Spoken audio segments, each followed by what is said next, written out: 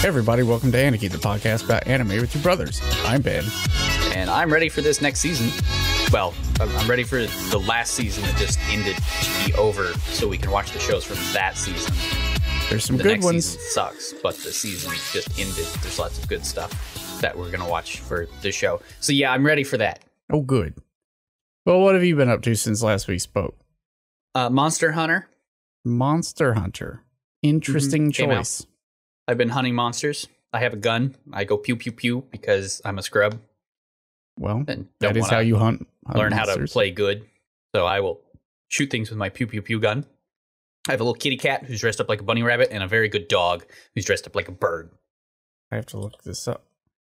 Yeah, you get a good dog and you have a good kitty cat friend. They've had good kitty cat friends for a while, but this time they have a very good dog. Ah.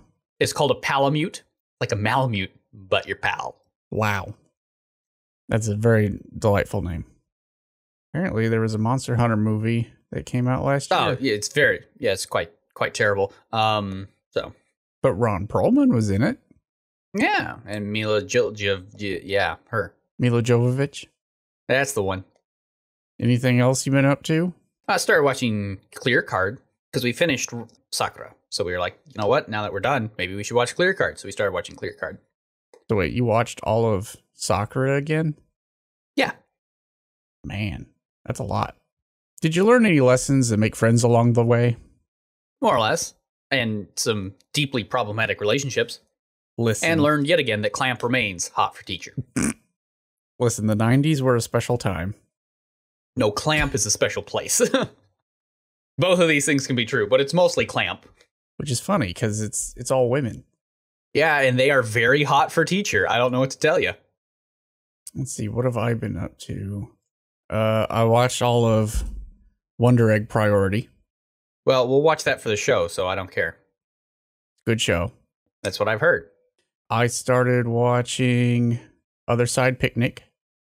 Okay. I assume it's Yuri. Maybe.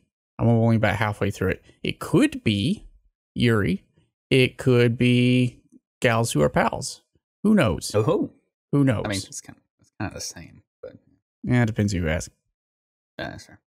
If you have not, I can't say why you should, but if you have not, you should catch up on the Kaguya-sama manga. I've never started the Kaguya-sama manga. You should. It's delightful. I'm sure it is. I can only assume you would suggest this to me if there is 1, a yandere, or 2, a witch, or 3, a witch yandere. So, I mean, there's a lot of yanderes in that manga show. No? You don't think so? No. Also, I just learned that there's going to be a new Penguin Drum. Oh, that's good. Penguin Drum was good. Whole new Penguin Drum.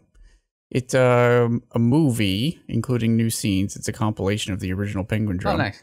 But Penguin Drum's really, really, really good.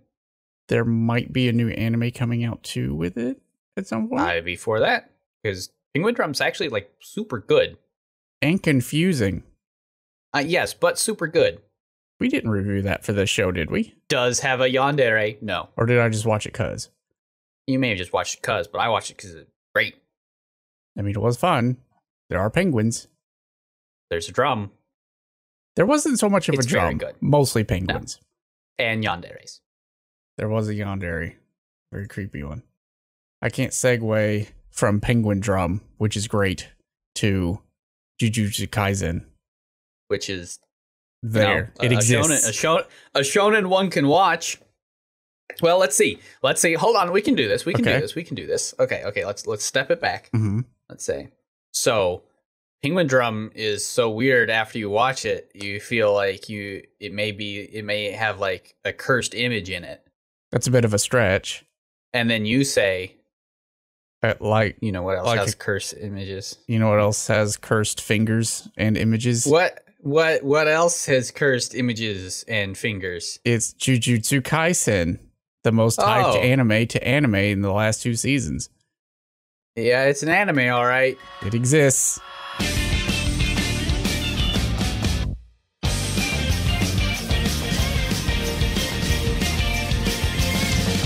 Well, it's not the most hype anime in the last 2 seasons. That's a lie. That's Demon Hunter. Demon Slayer, whatever it is. Monster Hunter. Demon Slayer. Well, that was the Demon Slayer movie. Well, yeah, but still, that by proxy hyped Demon Slayer. Fair. So, well, anyway, this week we decided to watch Jujutsu Kaisen for whatever reason. Because it existed and people were talking about it. And so now we're going to talk about it. Yeah. Would you like to give the elevator pitch for it? It's a shounen. It is a shounen with a guy that eats fingers. They do magic. They do curse magic because they're all cursed. Or they do curses. You know, the world state's very confusing, and I try not to think about it because it doesn't make a whole lot of sense. But instead of ninjutsu in like a weird diesel punk past, this is curse sorcery in the present. Very different from Naruto. Oh, and they don't have superheroes. They just, or superpowers or quirks. They have special curse magic, but everybody has a different kind, and they're all different and quirky and unique. But they're not quirks. It's very different. It is very different. I cannot stress how unique this show is. It's extremely unique. Yeah, no. So essentially, they do sorcery. Let me see if I can do this from memory. So I finished watching this about 6 days ago. I finished watching it today, but I watched all the rest except the last episode about a week ago. And even while I was watching it, after I finished watching an episode, I was struggling to remember what just happened. Because it just kind of went in one eye and out the other. The easiest thing to do is come up with what part in a shonen show you are in, and then you can figure it out from there. So let me see if I can remember what happens. Yeah, there's spoilers maybe, but go ahead. Well, I'll try not to spoil. So there's a dude. I can't remember his name, even though he's the main character. I can remember no one's name. No one has names. They just have power sets. I can remember none of them. I can remember one guy's name. Except maybe Gojo. Gojo. That's it.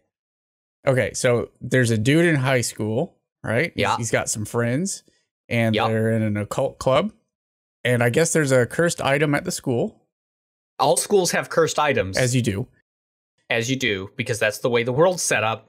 Some organization, the sorcerer organization, whatever they are, totally not Naruto dojos, come to collect the cursed item because it's causing all the deaths. There's so many deaths around somewhere that's not shown. They need to recharge it, or they need to like rewrap it in curse scrolls. I don't know. Something. It doesn't really They matter. need it. It's a MacGuffin.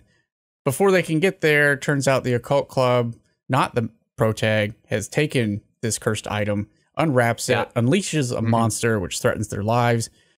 Curse, not a monster. It's a curse. They're all curses. I forgot. Keep this straight. Protag, his grandpa, dies in the first episode and tells Protag to help others. Gotta help others. It's very important that you do that, although he only says this once. This changes Protag's life forever, and he decides to go back to school and help out with defeating the demon, which he does with extreme ease. Curse. Very different. We're not slaying demons or vampires or demon vampires or cannibals. Yeah, it's very different. It is a curse. It turns out the curse very was different caused from by Demon Slayer. I cannot stress this enough. By a finger, because that's what the cursed item was. It was a shriveled finger, which he then eats, as you do. Yeah, as you do. Because you can only defeat a curse with a curse. And then these two sorcerer guys, I think they were there already. One of them's Gojo. Yeah. And they're like, oh, we're going to kill you. Or I guess you could come be one of us and eat more fingers. Eat more fingers. And save the world. Fingers. Yeah. Yeah, and save the world from the curse of the cursed fingers. Then some other characters appear. Sorry, I said characters. I misspoke. Some other power sets appear.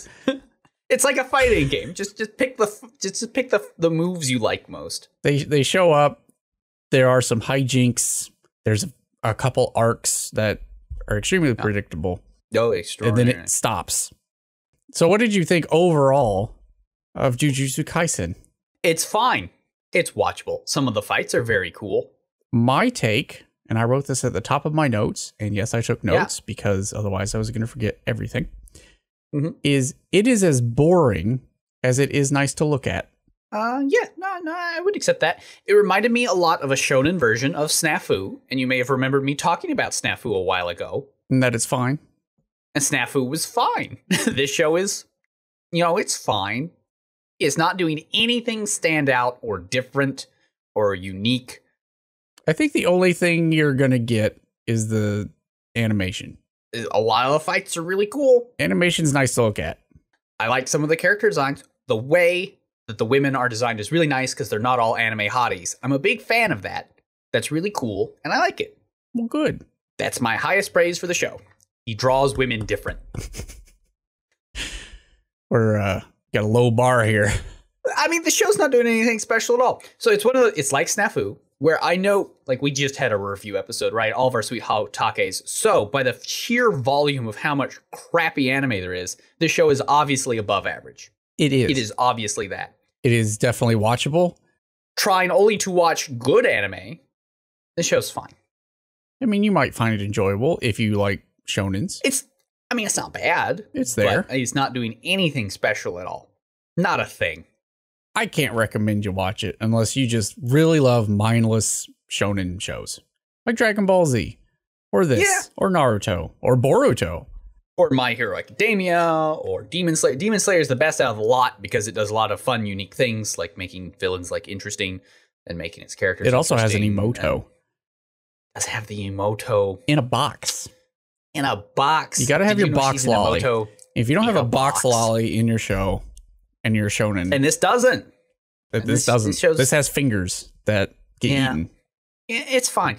I've described it as a Mad Lib shonen because you just go through, change your words. And you get a whole new one. Hooray. Yeah. They're in school. Screenwriting. Isn't that nice? Well, I guess we'll go into spoiler land. Spoilers. There are none. Like, you're not spoiling anything in this frippin' show. You know what's going to happen before it does every time. Okay, so in second season, you'll never guess what happens in the second season. In the second season, there's a school versus school tournament. I know. I watched it. Yeah, I know. And you know what happens during the school? You'll shock everyone watching. A big bad villain shows up. Oh, yeah, their school tournament gets infiltrated by the villains. What? Okay, two redeeming factors. The show, 1, has a witch. 2, has a baseball episode. Show of the year. You know what's sad is I really wanted the baseball episode to go on way longer than it did. Oh, for sure. Make that a mini arc. Give me 3 episodes of baseball. Show would be better. Give me baseball with curse energies, whatever. I'd be all over that. Jujutsu magic, very different. That's the show I wanted. Yeah, I'd watch it. And it was teased, and then it was ripped away from me. Yep. I just have to settle for vampire baseball instead. So, yeah, I mean, there's not much to say about the show. I mean, I'm sorry. So here's one of my biggest concerns about the show. Mm-hmm. Okay, they're sorcerers. They do magic. They do curse magic. They do curse magic, and there are these curses that destroy buildings on the reg. Yeah. And somehow the curses and the sorcerers that take care of the curses are a secret society type deal. Yes.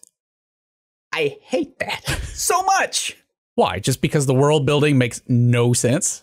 Not at all. I mean, in the first episode, they destroy half the school. They do. They just go on like normal. Does this happen all the time? Apparently. I mean, I guess there's a bit of a throwaway line in the first episode. It's just like X amount of people and die every year. Most of them are due to curses. Kind of like how at the start of Burn the Witch, they're like, everyone who dies in London are actually killed by dragons. And you're just kind of like, okay, yeah, sure, whatever.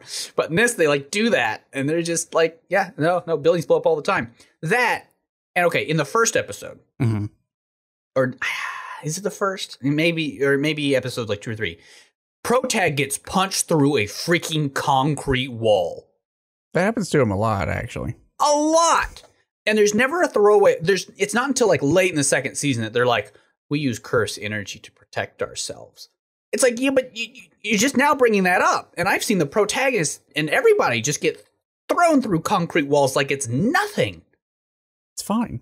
These people should be dead. And it's not like they're superheroes. No, they just have some curse magic, and that's it. In like the first episode, the protag gets punched through the wall of the school, and he's fine. This is before he has any magic whatsoever. I would counter drives me bonkers with my main problem in the first 6 episodes. I remember watching the first 6 episodes in a run and just being really annoyed.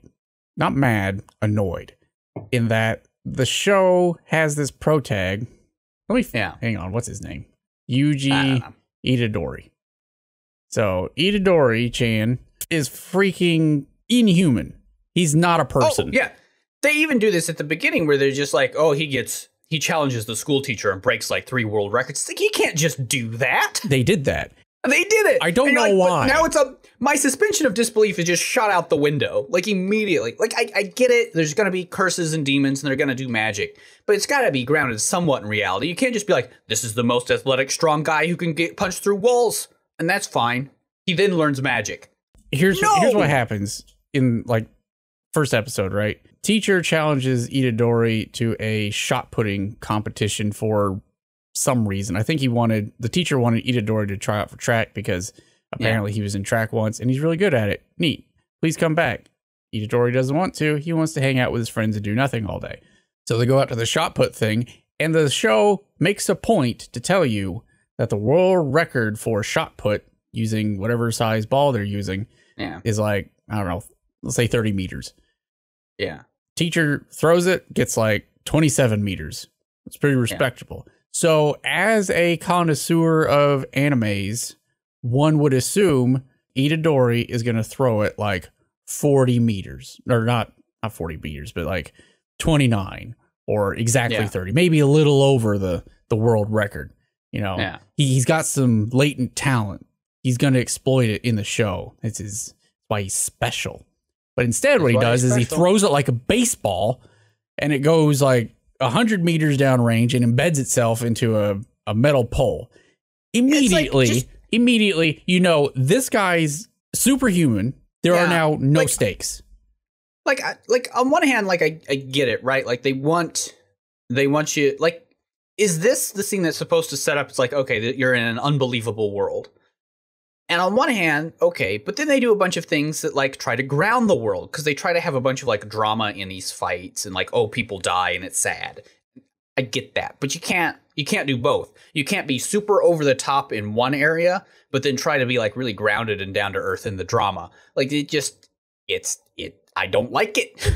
You got to pick your lane. That is why like I was very upset. At least Demon Slayer, even like, the dude gets the shit kicked out of him at the beginning, and then it's like like JoJo, there's a special breathing technique that then makes you like immune to damage, and you're like, okay, sure, whatever. But he has to learn it. He has that special technique. But if you've read the entire manga, I forgot his name too.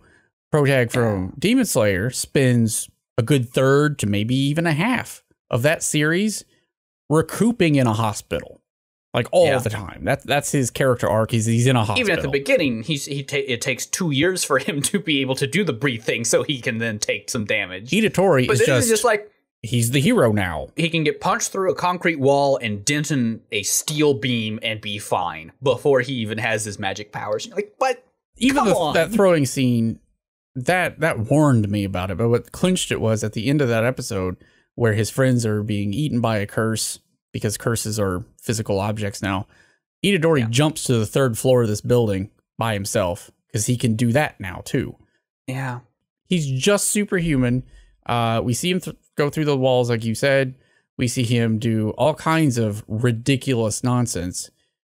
And he keeps surviving. The guy can't die, which eliminates all the stakes for the show. And he tries to make up for that in like episode 5, 6. When they go to that prison, encounter that special grade curse, Itadori's latent personality comes out from eating the finger, and he dies. And then the show breaks the number one rule that a friend of mine told me 10 years ago, and I haven't forgotten it. And I think as a general rule, this is true. Yeah. If you bring a character back to life in your show, you've lost all credibility. I mean, it depends on how you do it. But there are exceptions. Generally speaking. But generally speaking, if you kill a main character for drama and then you bring them back, your show has lost all credibility because now there are no stakes. It's lost all dramatic tension, that's for sure. Yeah. Like, I mean, if you're going to do that, then it means like things are off. I mean, the show did have one interesting character in Junpei, but then they just gack him. Who's Junpei? Junpei's the goth kid. Oh, the goth kid. Yes. Yeah. He's interesting and has a personal character arc, and then they kill him because it's just like, oh, okay, he's done. He's now back to his purpose. No characters. He served his purpose, so now back to to having no character growth from anybody. I liked that arc, at least from him. No, it was good because it was the only character that had character growth and went through like an emotional arc, but nobody else matters. Yeah, so. Junpei gets bullied a lot. He wants power. He meets this really ridiculous curse man, whatever they are. Man. So, I mean, there's like the super villains of I forget what it's called in My Hero Academia, but the little club of super villains that are gonna like change the world, right? This has that, but they're curses, and they're curses made out of the curses of. So curses can be caused by humans because humans fear things, places, locations, and that can kind of imbue them with curse energy. Yeah. It's kind of like Paranoia Agent, right? Where you can feed it enough energy and it becomes its own psychopomp. Yeah, sure. And that main bad guy is like the fear of death, which is like the ultimate. he's so no, because each one is a fear of a type of location, right? So there's one that's forests, one's that's the ocean. But this guy is new. He's the youngest of these sort of mega curses, and he's the curse of sort of urban environments. So he's like the fear of your fellow man in an urban setting, which is why he's so obsessed with humans and people. So he's kind of the urban fear curse. I thought he was like the fear of death, which made him like the worst one, right? No, it's like mountains, forests, water, and then he is the city, urban locations, urban outfitters. So anyway, the arc where Urban Outfitters is introduced, Junpei's getting bullied a lot. He wants some power so that he doesn't have to be bullied anymore. He meets Urban Outfitters and they become friends-ish. Well, friends-ish. And then there's a whole lot of nihilistic hedonism going on, which doesn't have any counterpoint. It's just spewed forth. Junpei's like 100% on board. I'm going to do things for myself because if we're all going to die and nothing doesn't mean anything, then I'm just going to do what I want. And what I want is to wreck some fools. That's what I want to do. Then he meets Itadori. They kind of become friends because they both like bad movies. Yep. Then Junpei's mom dies. He decides, well, I had a good run at maybe having a friend, but I think I was right in the first place. I'm going to wreck some fools. Yep. They goes to school to wreck some fools. Itadori shows up. It's like, dude, yo, dog, let's not wreck fools. Let's not do that. Let's not do that, man. He's like, yeah, okay, I think you're right. And then he dies. Yeah. The end. Yeah. Urban Outfitters kills him. And then you're just like, oh, okay, sure. I thought, okay, well, he's dead or he's been knocked out or whatever. He will come back and he will become the lowest rung of the sorcerer school. Yeah, one of the team. And he will be a constant, I wouldn't say foil, but maybe an albatross on the necks of everybody else there.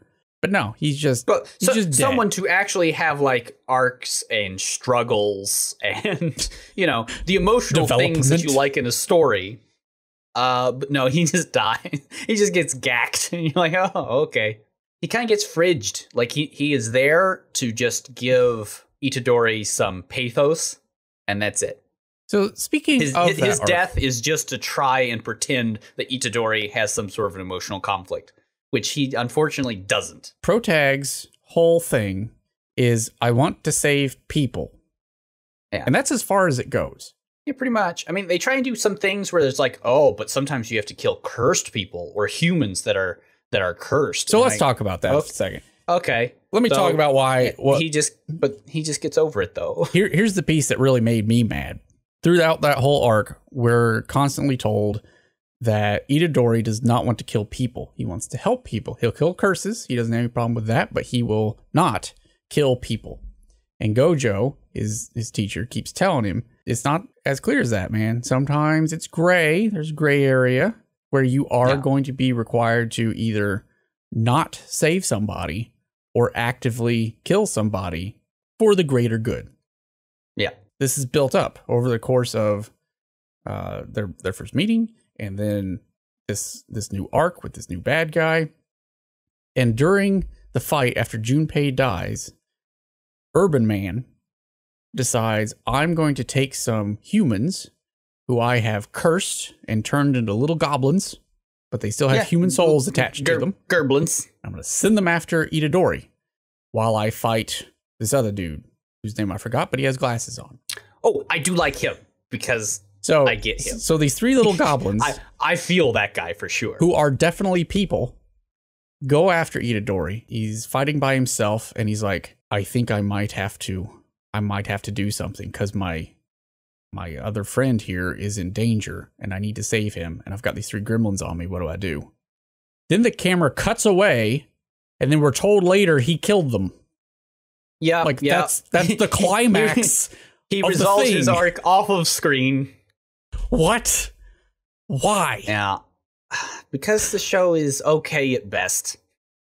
Because reasons, I guess. Yeah. Hey, the fight that goes on though with his friend is really good. It is a good fight. Lots of the fights are good. I wouldn't say it's an interesting fight, but it's fun. But they're cool. It's fun. And then we have the school fight arc. Got to have your tournament arc. Oh, of course. There's another school in Kyoto, which is just like the one here in Tokyo. Okay, so here's another thing that bugs me about this show, right? Why do they hate each other? I don't know. Because the principal of that other school is a big dink and wants to kill Itadori. But here's another thing that really bugs me about the show. When characters are being villainous, they're just the most bad, right? So the bullies that bully Junpei are just the worst. They are. Like, unbelievably the worst. I mean, they kick him in the face, they burn his Take head him out with back cigarettes. every day, punching him and putting out cigarette butts on his face. Right. Like, I mean, come on, like just absolute horrible. And you're like, okay, well, I can get that. And then when they first introduced the kids from the other school, they're the worst. They're, again, just like straight up villainous human beings. Well, the one girl's sister is, yes. I don't know about the dude. All are. The dude just is a meathead. But yeah, what was his name? When he's first introduced, I don't know, he's Itadori's brother. That's all I remember. He's not actually Braza. Whatever. Gotta say it right. But when he's first introduced, he's just like, what do you like? What's your favorite kind of girl? Hey, other guy that Itadori's friends with, the shadow dude. I don't remember his name. What's your favorite type of girl? And he's like, I don't know. I care more about their personality. He's like, you respect women? I will kill you. And you're like, what the hell? They're just, I mean, again, like, because of how these shows work, when the bad guys infiltrate the tournament, they all now get along and they're all best friends and the other characters get a little bit of depth. But before that, they're just straight up evil. They're just bad people. They likewise do bad things to our protagonists for no reason, and they're very bad things. Like, straight up trying to murder all of them for little to no reason. The tournament arc is where the show just kind of went off the rails for me in terms of what is even going on. The Kyoto school students show up, and so do some auxiliary students from the Tokyo school who we haven't yet seen. And we're introduced to a man who only speaks using the phrases that are ingredients for sashimi and sushi. Yeah. And a literal panda. He's not a panda. It stresses this point. But yeah, panda. He's a big panda man. Yeah. His name is Panda, and he's a panda. Yeah, but he's not a panda. It stresses this. I cannot stress it enough because the show does. He's not a panda. The other team shows up with a walking, talking, magical robot. Yeah, he's just a robot. Which is eventually, quote unquote, explained. See, the same thing with the panda, but it's just so irritating. But at this point, when these characters are introduced, the world building has ceased making any kind of sense. It's just a mess. Because it's like, either own the fact that you're doing like weird, crazy, random, wacky stuff like JoJo or a lot of these, or like freaking My Hero Academia. There's a Birdman in that. It's like, well, yeah, but like you've just set up at the very start of the show, you're like, quirks exist. They get real weird, y'all. And you're like, okay. And with JoJo, they're just like, dude pops out of a horse. This is what you're in for. And you're like, okay, I'm in for this. But in Jujutsu, it's like, sometimes people get punched through walls, but sometimes when you kill people, they die. But sometimes they come back, and there's a literal panda man. But all this is a secret. And you're like, no! You can't have all of these things. Pick a lane! I just felt like, at some point, while they were animating this and screening it for the director, some producer came in, watched it, and was like, are you just doing things now? And he's like, yeah, now I'm just doing things. This is what's happening. And that's not necessarily a problem, but it is because they try to have it both ways a lot of the time. And I knew that this was probably going to be my problem with the show going in. Like, I've put off watching the show, even though I've heard good things about it and whatnot. Because I was like, yeah, but there's that panda man. And I've seen shots where it's just like, it's trying to be dramatic, but there's a panda man. And like, I just can't. There's also a dramatic scene with the panda man. Yes. And it's like, you can't do this both ways. It's very hard to earn having dramatic scenes with your weird panda man and your robot. This is true. And some shows can do it. Jujutsu Kaisen, I do not believe, was one of them. So also during did this, not pull it off. You've got, I guess, was it the same number of students during the tournament on each team?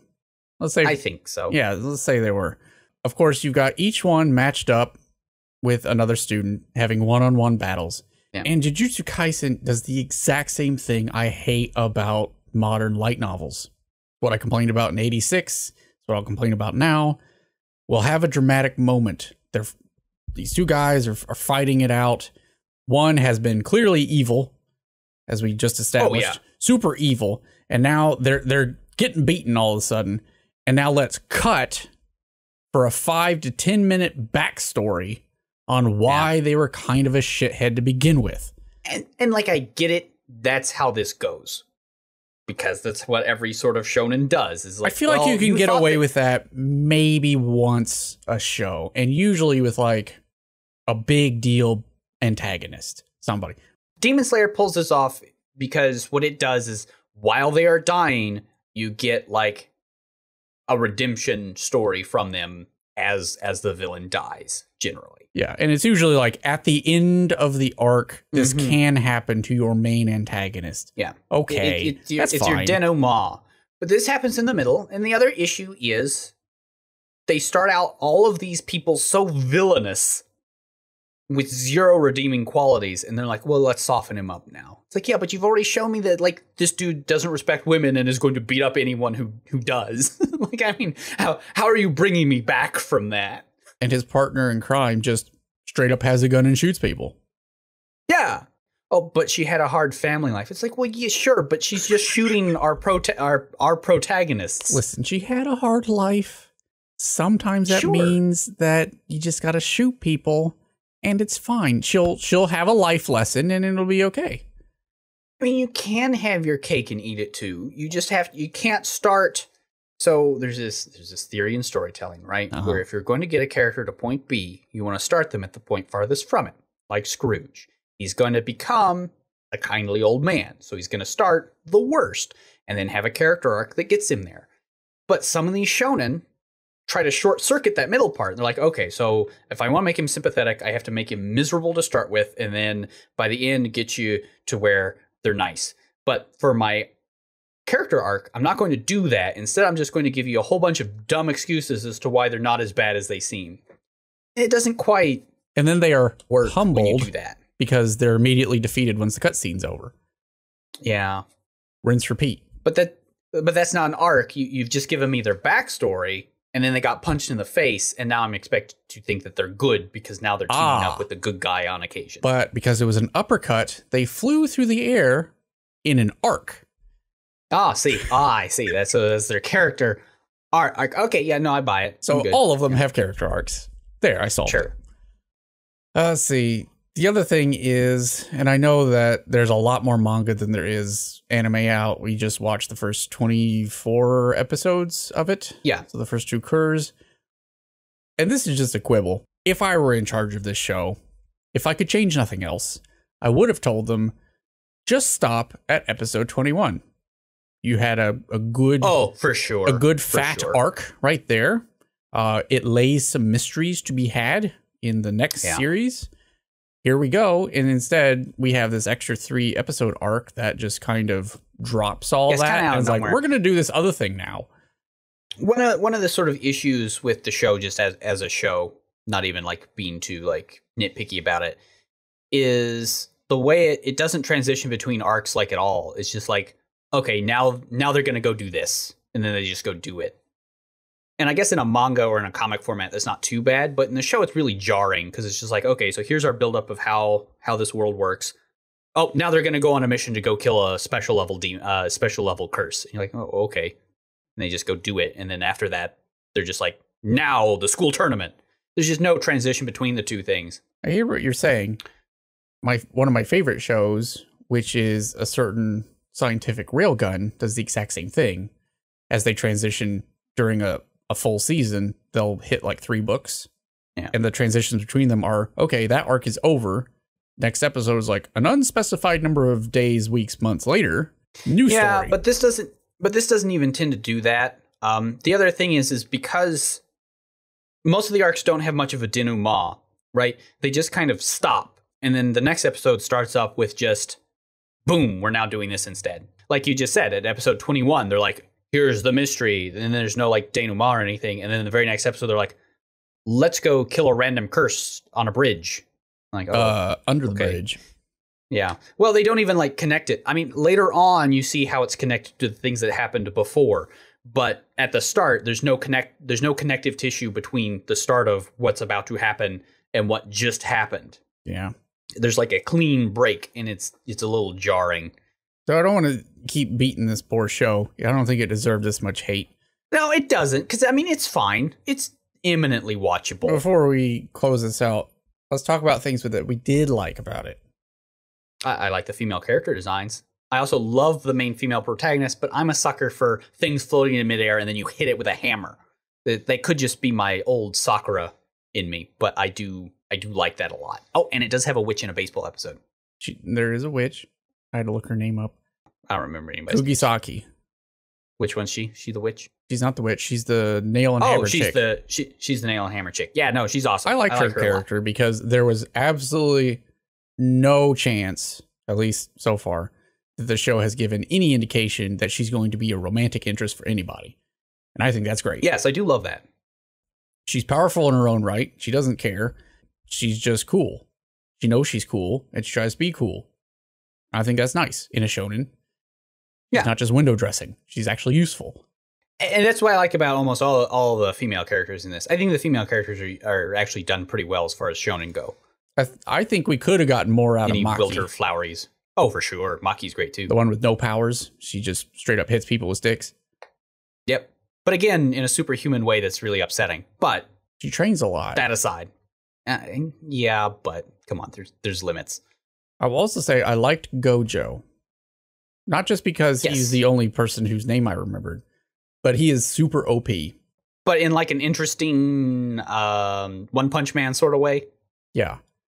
And I noticed that they did the One Punch Man thing on him because Gojo can literally solve any problem in one shot.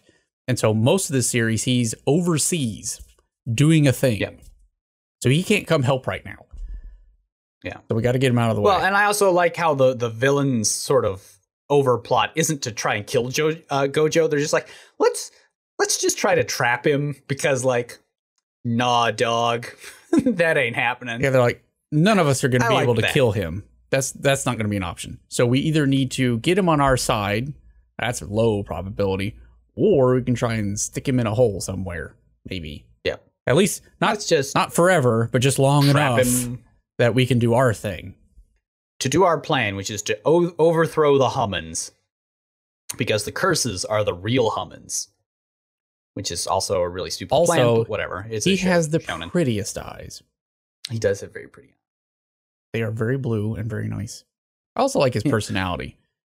Yeah. He knows to be serious, but I feel like of all the characters in this show, if anybody did have a sort of fourth wall breaking omniscience, knowing that they're in a stupid shonen show, like a Deadpool-esque character, it'd be him. He's like, yeah, this is all silly. You all are silly. This is fine. Maybe the show's actually about Gojo. Maybe this is his show. It could be. I don't know. It's fine. It's eminently watchable. The fights are cool. I do like a lot of the different way their curses work. And look, the ex-salaryman sorcerer is the best, and I feel him very hard. I was worried he was going to die. Me too, because I was like, okay, well, I know he's the expendable one because he's not one of our main characters, so I'm just waiting for him to die. You killed Junpei, so I figured the only other interesting character is going to get it too. Yep, as soon as he got that flashback scene, I'm like, well, guess he's going to die now. But then he didn't, and I was happy. I was pleased that my favorite salaryman did not die. I also appreciate that when he goes off the clock, he lets loose. Oh, yeah. He's like, dude, this is overtime now. I should be home. I'm getting paid time and a half for this nonsense. Also, that was Jujutsu Kaisen. Yeah, it's okay. It's a thing. It's fine. You can watch it. It's there if you want it. I mean, I watched it like I did Snafu, where you're like half paying attention. You can have it on. It's just going to do its thing in front of you. You're not going to be surprised or shocked. So what are we going to watch for next time? Oh, I don't know. We could watch Judo Camp, or we could watch Wonder Egg, or we could watch what else was last season? Non Biori. Season 3. Season 3? Doesn't it have a really funny, a really good name that I wanted to use for the title of the episode, but it's not going to work? Non-Biori Non-Stop. Non-Stop. Non-Stop. Yeah. You should watch Wonder Egg. Non-Biori is really good. So I just finished that. Okay, we can do Wonder Egg. Hold on, when would that be? That would be that would be on the 23rd, 22nd. Yeah, sneak it in before Easter, like it. Oh, yeah. Egg. Okay, yeah, I guess that's it. Bye forever. Okay, bye. Enjoy your mediocre shonen, I guess.